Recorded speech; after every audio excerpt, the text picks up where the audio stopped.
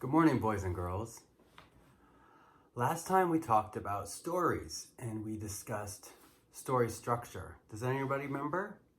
We talked about the beginning, the middle, and the end. We also talked about plot and setting and character.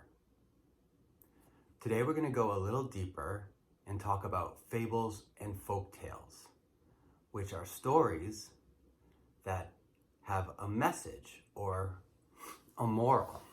Does anybody know what a moral is? Yeah, it's like a lesson. It's something that it can teach us. Now, of course, even if you read a lesson in a story, you have to think critically about it and think, is that a good lesson to learn? Anyway, so let's get started. Today, first, I'm going to tell you a story, and we're going to dissect it the way we did last week into beginning, middle, and end, setting, and character. So, let's get started. Fables and folktales are oftentimes spoken in an oral tradition, which means that they aren't written down, but people tell them to each other, and then they're passed down generation to generation. One tale like that is called The Boy Who Cried Wolf. Now, The Boy Who Cried Wolf has a very obvious message to it, and I think you guys will pick it up. So let me tell you the story. Okay, there once was a boy named Peter, and he lived in this little town where it was kind of boring. And he had a job. He was a shepherd. He worked in the field, and he watched the sheep to make sure that no wolves would get to the sheep. So one day, he was laying around and he was bored. He didn't have anything to do. He was just watching the sheep. That would be a pretty boring job, right? Just sitting and watching sheep. So he decided to make it a little more interesting. So he pretended that there was a wolf and he started screaming, "Wolf, wolf, wolf," to the townspeople. And they came running. And when they saw that there was no wolf, they were so mad. But they didn't say anything because they figured, that's Peter. So the next day, Peter was laying in the field again, and he got bored, of course, and he yelled, "Wolf, wolf, wolf," even though there wasn't a wolf. And again, the townspeople came running, and they said, "What's going on?" And he said, "I was just bored, I'm sorry." And they were a little meaner to him this time. And they said, "We're not going to come again if you call wolf every time and there's no wolf." And he said, "Okay." So the third day, he was out in the field doing his job, which was watching for wolves. And all of a sudden, a wolf came. And he was sneaking around the sheep. And Peter saw it. And he was so scared. And he yelled, "Wolf, wolf, wolf." But no one came. And soon, all the sheep were gone. The wolf got them. And Peter too. So, that's the end. Now, let's talk about the story. It has 3 sections: a beginning, a middle, and an end. The beginning... first, let's talk about the setting. Where does the story take place? It takes place in a small town. So, we have, this must look familiar to you because we used this last week, the story map. So, Peter lives in a little town, so that's the setting.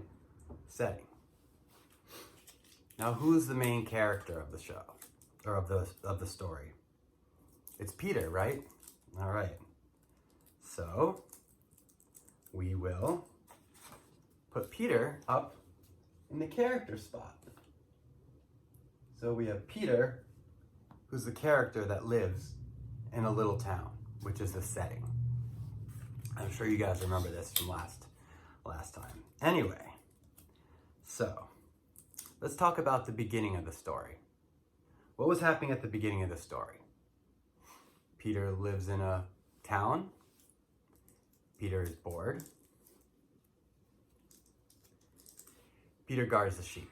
So we'll just say, the beginning of the story is, Peter guards the sheep, Peter's bored. So we'll put that right there. Now what happens next? Peter's bored, and so he decides to lie, right? He lies about the sheep, about the wolf coming. And the people come and they say, "Where's the wolf?" And he says, "I was bored." And then the next day, the same thing happens. So, Peter cries wolf. Peter is lying. That's the middle of the story. Now the end of the story. We all know what happens. The third time, the wolf actually comes. And Peter cries, "Wolf, wolf," but no one comes. So, the wolf eats Peter. So we'll put that right there with the end. So, Peter guards the sheep. He's bored. The beginning of the story. Peter cries wolf. Peter's lying. The middle of the story. The wolf eats Peter. The end of the story. So, what do you think the moral is? Remember, I said moral was a lesson that you have to learn. The moral of this story is don't lie. Because Peter lied, and then when he told the truth, no one believed him. So if you lie all the time, no one's ever going to believe you. Now it's time for you to try it, and for us to do it together. For the next part of the lesson, I've broken you into groups, and we are going to work on a worksheet. I handed it out, and it's called The Ant and the Grasshopper, and it's an Aesop fable. And I also handed out a story map, just like the one we used earlier for The Boy Who Cried Wolf. And I handed out some felt manipulatives for you to use to learn to retell the story. That should help you with a little felt board. All right. So, let's get into the groups and we'll work on this. Can we all read the story together? All right. Once there was an ant and a grasshopper who lived in a field. Every day, Ant got up early and walked far to gather seeds. She balanced one seed on her head at a time, walked it back to her home, and then went again to the field to gather more. She worked the whole day without ever stopping to rest. As Ant worked, Grasshopper spent his days playing music, lazing in the sun. "Why do you work so hard, Ant?" he laughed. "Summer is here. Why waste the sunshine gathering seeds?" Ant ignored the grasshopper's teasing and continued gathering, which only made Grasshopper laugh even more. "You are a silly little ant," he said. Autumn came, and then winter. The days were short. Snow fell on the farmer's field, burying the plants and seeds that had been so easy to get. Grasshopper had no food to eat. "What will I do? I'm hungry," Grasshopper said to himself. Then he remembered how many seeds Ant had stashed away during the summer. Grasshopper hurried to Ant's home. He knocked on the door. "Ant," he said, "give me some seeds." Ant looked at Grasshopper.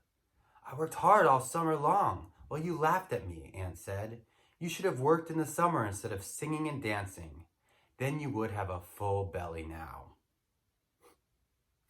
All right.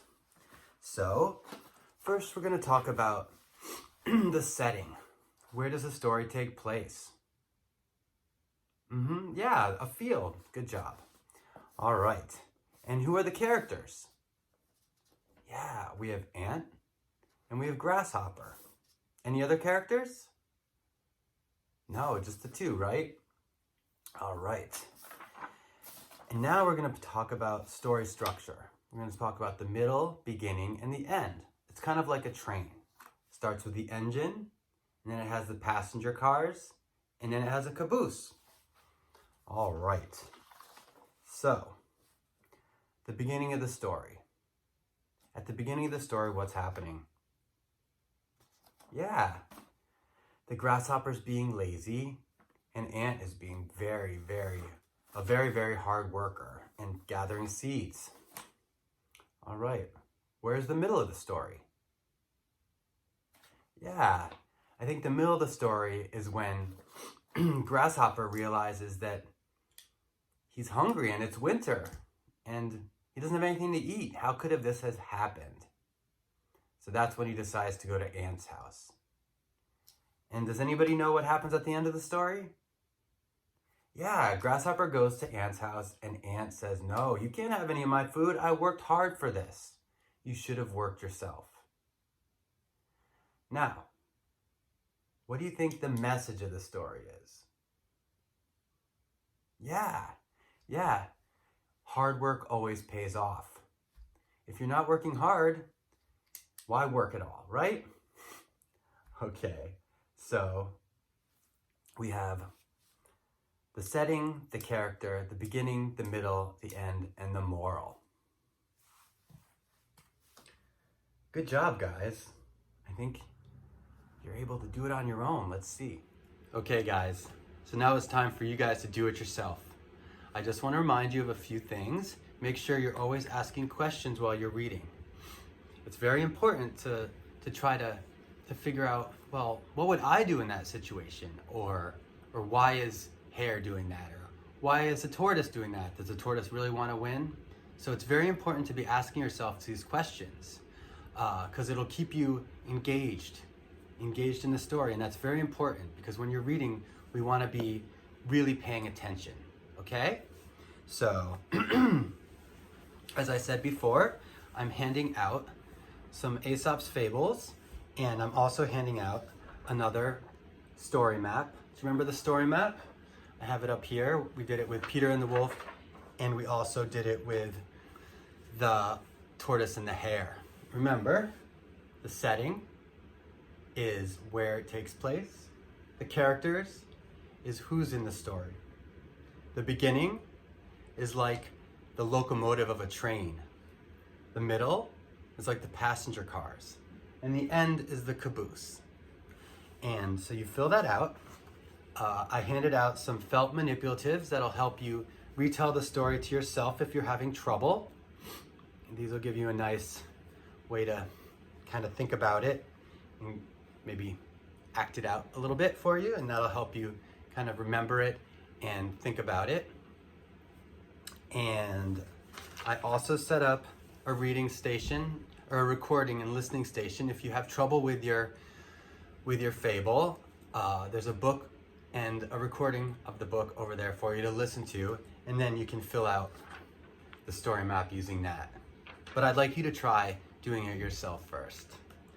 Okay, I'm trying to think of anything else, but if you have any questions, let me know, and good luck.